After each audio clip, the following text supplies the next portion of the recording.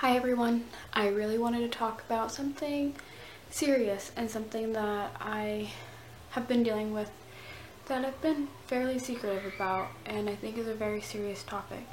Um, Today is the anniversary of the day I chose life. Yeah, that seems a little bit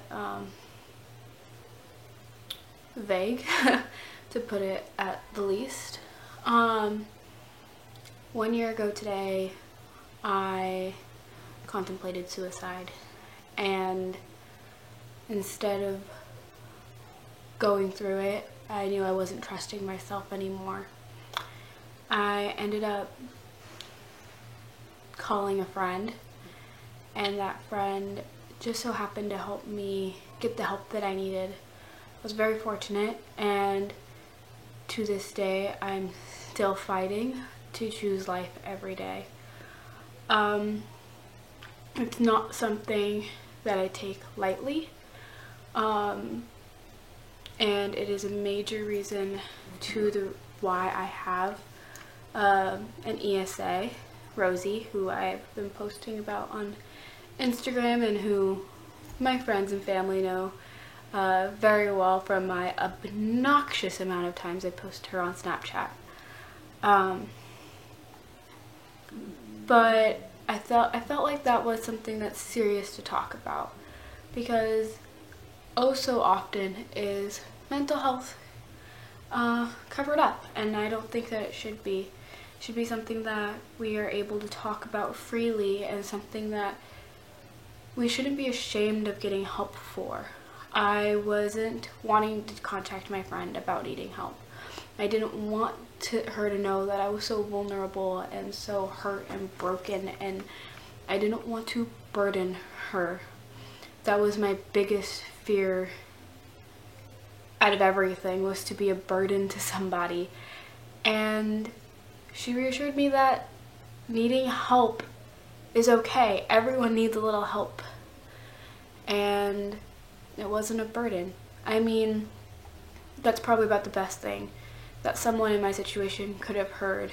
And luckily, I got the help that I needed. I wasn't hospitalized like they wanted me to be. I fought very hard to not get hospitalized, which, looking back on, may not have been the best decision.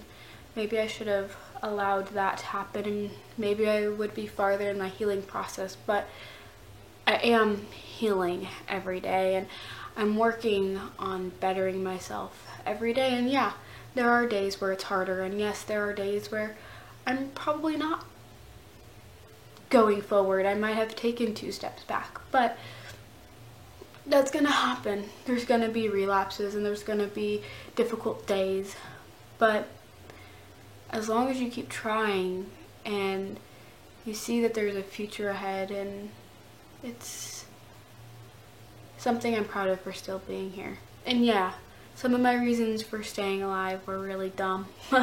Like, one of them was that I had never been to my favorite musician's concert. So I was like, I'm very determined to meet Halsey one day. I'm going to keep living. So I'm here. Some reasons were a bit bigger, like I wanted to travel the world and I wanted to get a book published. I haven't done that yet. So I kept living. Some reasons are really dumb, like, well, maybe I won't see my favorite movie again. Or now that I have Rosie, it's like, hey, you have to stay alive because you got to keep this one alive.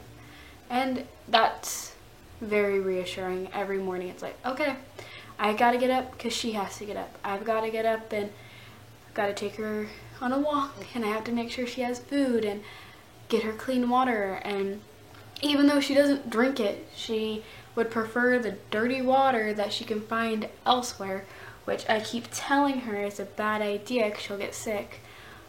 She's right here, by the way. She's sleeping.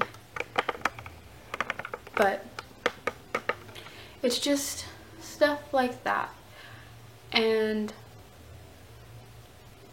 yeah, I'm going through hard times still. And yeah, there are gonna be days that I don't want to go through them again. I'm gonna have to deal with issues like getting sick again with my medical condition, and yeah, I'll probably get really depressed because of it. And I'll wonder why the world did it to me and why I couldn't live a normal life like everyone else.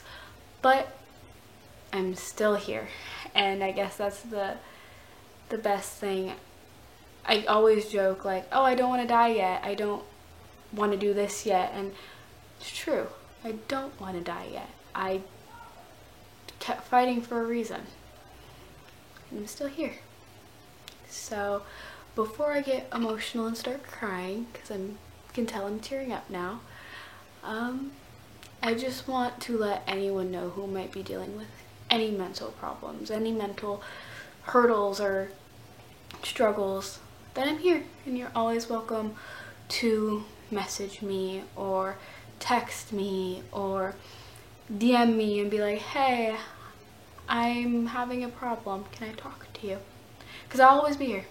I'm pretty open to the fact that I have anxiety and I have depression and I have OCD, and I want people to know that they're not alone and that they can keep fighting through everything that they have. And now I've openly said that I have dealt with suicidal tendencies and ideologies. And that's probably the roughest thing I've had to say in a really long time. I told my parents a little less than a year ago. They didn't exactly know what was happening a year ago today. They thought that I was hospitalized due to anxiety attacks, which wasn't completely wrong. I was having anxiety attacks where I was passing out, and that was not necessarily passing out, but blacking out. And that obviously wasn't good and was very concerning.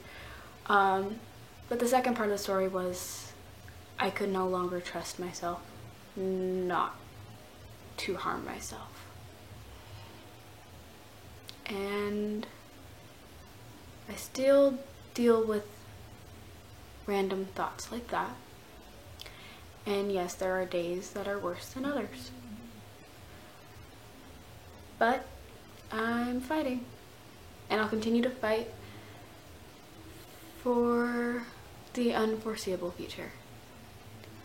Well, I'm glad we had this chat, and I hope you guys have a nice night.